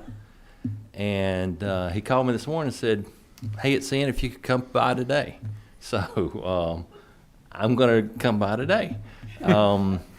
He's afraid somebody else is going to pick it up. That's right. So one of the more interesting things that we've talked about, so it all, the thrust of the conversations we've had is the lack of available workforce, and it's that 38% number that in the gray area that we talked about early on this morning in labor force participation rate, where those people are, and you're trying to capture those through this pretty cool little referral program. So question one is, where are those people coming from? I know you said that we've had good results because if a friend recommends, they actually show up and they want to make sure it's that peer pressure, making sure, hey, I referred you. I'm not going to tell you I got $3,000 because I got you on board and you stayed 90 days, but I don't want to mess my friend up. So it used to be, as a farmer, people love to hire kids off the farm because, they're hard workers. They've driven a tractor since they were 6 and the responsibility and stuff like that. And it's that same type. So you're trying to capture that missing 38% somewhere. The question one is, where are they coming from? And question two, we want to capture that worker while they are still in high school so that we can train them. They never fall into, I don't know if you call it the gray area or black hole or whatever they fall into where they're not participating in the labor force. Right. So you're trying to catch them before they go there and also afterwards through this referral program. That's right. So there's a couple of things there. I promise you there are resumes that I would pass over, but if I see that same resume and the guy in the office next to me says, hey, he may not have the relevant work experience, but by gosh, I'm telling you, he's going to show up on time and he has the aptitude and the attitude and he has all of those things. I'm vouching for this guy. That is somebody that we want to get. And You know, we have 491 people working for us. If all of them have one person, right, that they can refer, that they're willing to vouch for, then that is a way for us to increase the number of talented people that we have in our company. And so, again, that referral bonus that we're giving compared to the 25% or whatever it is you got to pay for a third-party recruiter, that is money well spent many times over. You do it all day, every day, if you could. That's absolutely. And as far as what you said, getting them at the high school level, yeah, if there's a kid you got a kid in the neighborhood who you see out there mowing lawns every day, who's, you know, hustling, and man, that's the guy I want to get. I want that kid that is looking to, you know, earn his keep. And so getting those guys or gals and finding them, that's the right way to do it. Yep, that was good. Thank you very much, and we look forward to continuing to engage you as we move forward. Thank you. Appreciate it very much. We'll move on in the agenda. Elaine Stock is the CEO of ServiceMaster Brands. Is going to also be joined by Holly Stewart she's a multi-unit franchisee, I assume, of ServiceMaster Brands, and also with two men in a truck. Right. Did I get that right? Are you a multi-unit franchisee of 2 men in a truck? Yes. Okay, there you go. It's on different lines there. Welcome to you both, and we look forward to. It's mine. I don't have one for you. No, that's fine. I don't have any. Thank you for having us. You bet. We appreciate it. I'm Elaine Stock. I am the CEO of ServiceMaster Brands, which I'm proud to say as of a year ago is now based in Georgia. We moved the headquarters from Memphis, and we're now based up in Sandy Springs. And for those of you who don't know ServiceMaster Brands is about a $3.5 billion in sales company that is the leading franchisor of residential and commercial needs-based services.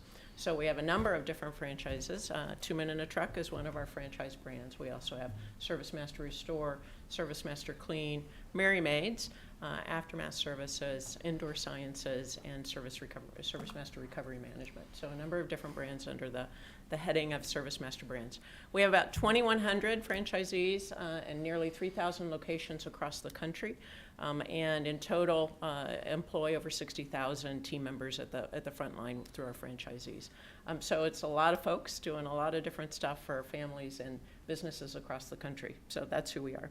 And ServiceMaster Brands is a 92-year-old company, and we have a long history of integrity and customer service and developing people. That's always been a part of our core values. It's been something that our franchisees have also focused on in terms of the opportunities to create real growth opportunities for frontline team members and help them to progress in their careers. So in terms of our presence in Georgia, we have in our headquarters in Sandy Springs, we have 109 team members in our franchise support center, and then we have 71 franchise locations across the state. So that accounts for about 2,000 team members across all of Georgia in certainly every major metro and many of the smaller ones as well, our franchisees. And these franchisees are independently owned and operated by franchise owners like Holly, and so we thought it'd be great for you to hear directly from one of them. And so I'm pleased to present Holly Stewart from our 2 Men in a Truck franchise. Take it away, Holly. Thank you, Elaine. So 2 Men in a Truck, we're more than just 2 men in one truck, right? We're nationally a national full-service moving company that offers customers comprehensive home and business relocation, packing, unpacking, and junk removal services. We're training and customer service, like Elaine said, are our top priority, and we pride ourselves on offering professionally trained movers and top-of-the-line equipment. Whether moving down the street, across the country, or into a new home or business building, 2 Men in a Truck's mission is to move people forward. Georgia is home to 18 2 Men in a Truck franchises who own and operate 22 locations across the state, employing over 950 team members spread across 15 counties. So that makes the average about 43 per location. And out of over 100 registered moving companies across the state of Georgia, 2 Men in a Truck is responsible for approximately 40% of the moves each year. So a little bit about me. I actually started my professional career in market research, but I decided I wanted to fulfill my lifelong dream to be a teacher. So I signed up to go back to school for a master's degree in teaching certificate. While I was getting that in order, I applied to be a customer service representative at 2 Men and a Truck, so I wouldn't deplete all of my savings. I figured it was an easy job that I could quickly learn, and then I could shut it off and focus on school on the nights and weekends. But the universe had totally other plans. They had just lost a general manager in my management experience. They chose to offer me a job. So I called the university and I asked them to defer my enrollment. I knew nothing about moving or even trucks. So I figured I would take a few months to get my hands around it and then I'd go back to school. But instead, I ended up working my way up for a multi-unit franchisee in holding every position in the business, from being on the trucks, on the phones, to managing accounting and compliance, to ultimately becoming the COO of his business, running 10 Atlanta area 2 Men and a Truck stores, growing his revenue over 100%. At that point, I started to buy him out, and I have now been an owner for 7 years. And I tell you what, I never went back to school, but I can confidently tell you that I have learned more at 2 Men and a Truck than I would have learned in the classroom, and I actually find myself teaching every day. And my story isn't unique to the 2 Men and a Truck brand. I found out just last week that out of the total of 239 franchise owners, 124 rose through the ranks to become owners just like me. That's 52%. So moving people forward isn't just a tagline someone in marketing office down in Sandy Springs came up with. It is, for 2 Men and a Truck, it really is a way of business. Today I have 5 locations in DeKalb, Cobb, and Paulding County and employ approximately 250 team members, including movers, drivers, office staff, and managers. The positions that I find most difficult to fill are entry-level managers and customer service reps, but the biggest hole we consistently have across all of the Georgia franchisees is driving, and we compete against all other industries for that talent. When interviewing for any position, the top things we look at for, like it sounds like everybody else, is the willingness to learn, the willingness to work, good attitude, and if they've got a little bit of drive or gumption, that's great. Experience helps, but ultimately we can teach the job skills required at 2 Men and a Truck, lifting, driving, and selling. The challenge is the majority of our jobs require open schedules with lots of flexibility. They don't work standard 8 to 5 shifts in moving. They have difficult work schedules. They have different work schedules every day with very little notice. They find out their report time the evening before, and they don't know what time they'll get off until midway through their shift, and everyone has different shifts. One of the biggest recruiting and retention challenges I face is transportation. The lack of transportation options forced me to actually close one of my dispatch offices up in Ackworth. The options for my office when considering correct zoning and getting a parking lot big enough in my budget just didn't lend themselves to places where my employees could report to work. But even running out of better suited offices for commuting as I do today, transportation is still one of the biggest recruiting and retention challenges for my team that I face. So here on your screen, I've got Marcus. Marcus has been with us since 2016, and he had to get up before 4 a.m. every morning for a 7:45 report time so he could take 3 buses and or trains to get to his workstation. We unfortunately just lost him pretty recently because he took a job closer to his home. Then there's Jackson.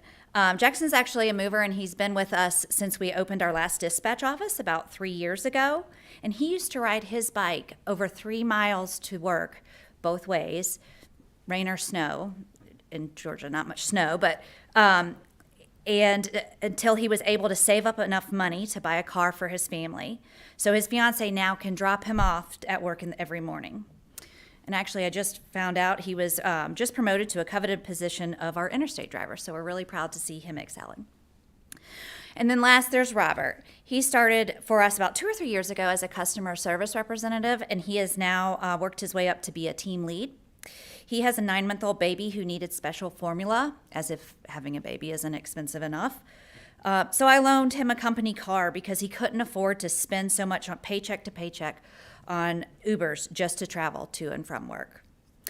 And actually, last time I stopped by the office, he proudly showed off his new car and wanted to tell me about his new apartment that he secured closer to work with the money that he was able to save while he was using my car on loan. These are some of the success stories where the team members were willing to go the extra mile to overcome these transportation obstacles they face, or in certain situations I've been able to help. But there are so many more wonderful team members that I was really sad to see go, or candidates that I know would be a great fit for our team, but they didn't accept the position just because they didn't have reliable transportation to work. It actually took me over 6 months one time to find and retain a customer service representative just because of that. And as I'm sure you can imagine, moving isn't something we can do remotely. I'd like to show you a quick video of another one of our success stories. This is one of my lead interstate drivers who initially struggled with transportation issues, but fought to successfully overcome them. Maybe. Ooh.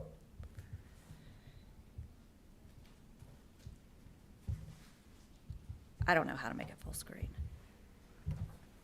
No. There. Where's the sound?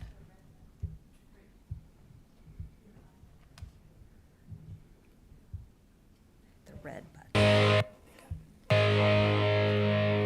My name is James Lawrence. I'm from Atlanta, Georgia. James is one of those people in our franchise that you just count on him for everything. Overall, he's just a good dude, hard worker. He's very consistent in everything that he does. He really is a leader amongst his peers. James is great. He really is. My time at 2 Men in the Truck, I started in the system in 2007, which makes me here, 13, 14 years. I love the fact that they're family-based location that I work at, and I just enjoy moving. The main thing with James is integrity. James will always do the right thing when no one's looking. He just will. He embodies the 2 Men in a Truck brand, and he really helps us shine as a franchise. And he's a mentor with the other guys, and they can look up and they can see how to behave, how to act. He's a hard worker. He's not to put the customers at ease. He do his job very well. I've been here about 8 years. He's been here longer than me, and I learned a lot from him since I've been here. His number one quality, I would say strength. Physically, mentally, to do this job as long as he's done, that quality, I think, outshines most of them. He's just a good, genuine guy. He's sincere about everything that he does. He want to make sure that everybody doing everything the right way. He is always looking for a way to please the customer in every job. Beyond what we're supposed to do. Yes, he does what we're supposed to do, but he puts in a little extra on every move. My mom passed away, and so we had to move some of her belongings from South Carolina back here, and James helped me with that. He wanted to make sure that I knew that he was thinking about me, he had been praying about me. Heroes don't wear capes. They just take care of their community, they look out for other people, they're friend when you need a friend, and he was my move hero that day. He loves to give back. That's his number one thing, is giving back. Anytime we have something going on here, whether it be a food drive or, if we go and serve meals to our community, during the holidays or anything like that, James is always the first person to volunteer, for whatever it is that we have going on. Well, my wife's we always been together as a big stickler in donating and giving back, as far as like coaching youth football and feeding the homeless and things of that nature. And then we teach our kids growing up that if you're well off and you're able to give back to the community, we take money and stuff and go buy food and just donate it to some drives to help the people that's less fortunate. We strangers come to someone's home, and the best way for them to understand us is being personal with them. So he always try to be personal with them and just let them know that, hey, we're here to just make sure, I know moving is stressful, but we're here to take the stress away from you. At the end of the day, we're not building a spaceship, but we also trying to do good customer service, and that's something that he provides on every his moves. So I'm excited to be able to share stories about team members like James Lawrence with you. And I love watching them give back to the community and take an active role in, Hey guys, take an active role in moving people forward as well. I've often heard James offer to give other team members ride home or pick them up on the way to work the next day. I'm proud to be able to teach our employees life skills and watch them grow first and foremost as individuals, but obviously that benefits me as they grow as employees as well. Whether the employee is with us until they can buy their own franchise, if they're here for a lifetime career following the promotion path we have available, or for just a moment in time in their journey, we want to pour into them just as much as we can. I bring in bankers to talk to them about setting up bank accounts. I hold classes about budgeting. We have financial planners come in and discuss our IRA plans and how to save for retirement. You can't be a mover forever. I sit down with every new hire and discuss the importance of how you present yourself in basic hygiene, from tucking in your shirt to wearing deodorant. I was devastated when I realized we had a number of employees that didn't know how to read, something I definitely take for granted. So we set up a program to help a handful of movers learn how to read. And because it's just important to me, I offer them volunteer opportunities and teach them the importance to give back to the community. Now, these are just a few examples of the life skills training we provide. I often tell people that hard work has gotten me where I am. I gave the company 100%, and in turn, it's given me 110 back. And I try to create that culture and opportunities at my office, and I know it's something that the other 2 men in a trucks do as well. But unfortunately, sometimes we're unable to do this due to transportation issues our team members face. And I know this isn't a me problem or a 2 men in a truck problem. There are so many small businesses in Georgia looking to recruit and retain staff. I was really honored when Elaine asked me to speak here today because I can speak directly to these issues. I deal with them personally every day. Talent shortage isn't just a big business problem. I have seen firsthand that the government incentives work when incentivizing job seekers to pursue employment. Those results were staggering. But to help us overcome staffing challenges now, I recommend incentivizing retention. And I believe there is a significant opportunity for the state to do so through transportation, as we see job seekers, employees, and employers all struggle to overcome this. I'm not one like these guys who has a great solution and a bunch of plans in place, but one of the ways maybe that you could do this is providing employers or employees with X amount of rideshare passes after 90 days continuous employment if a minimum average hours is worked, for example, 20 hours a week. Or possibly providing some sort of assistance program to buy a used car if they submit an application completed by their employer. But again, after that continuous employment for at least 90 days. These are just 2 suggestions of ways to help us battle today's staffing challenges. I will continue to teach my team life skills and provide a pathway for advancement. I ask that you look at creating some sort of program to incentivize retention through transportation. Thank you. Thank you for your presentation. Do we have any questions? Any questions? I'm going to pose one for later. I mean, homework, if I might give it away, since you volunteered. No good deed goes unpunished. That's fine. I think the interesting thing with your, it intrigues me with your thought there, and you're going to find pushback on that is, why should you take state resources and, give transportation to in your particular places when you don't do it in other places.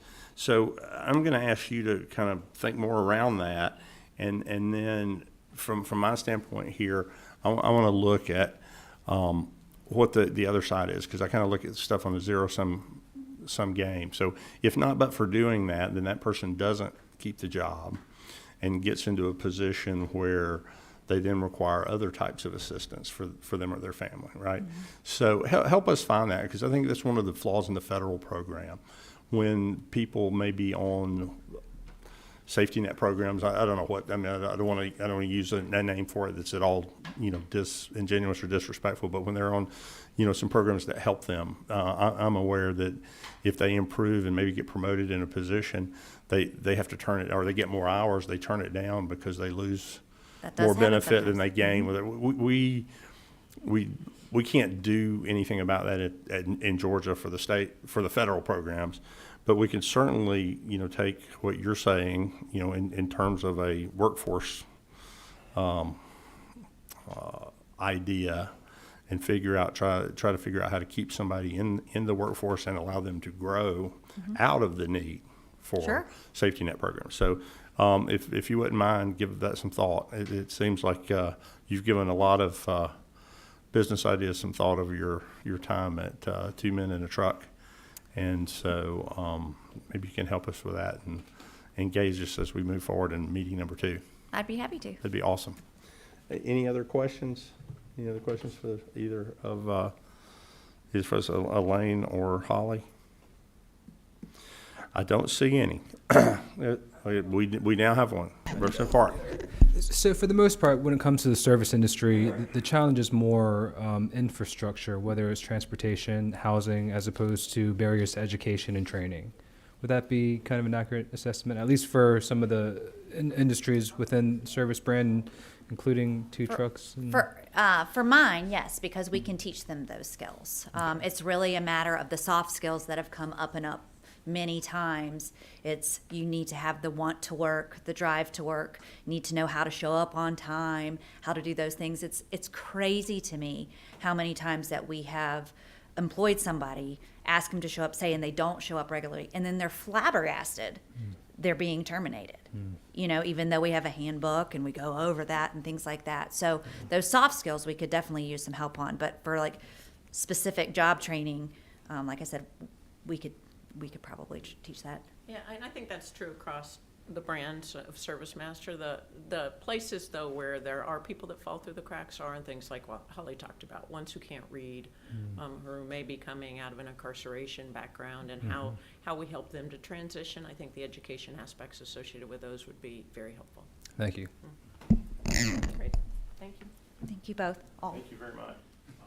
Ladies and gentlemen, we're finishing up a little earlier. I have what I have on the agenda here is allowing members of the committees, if you had any thoughts you wish to share. I mean, it's not a requirement, but you've been here all day and you've heard a number of things.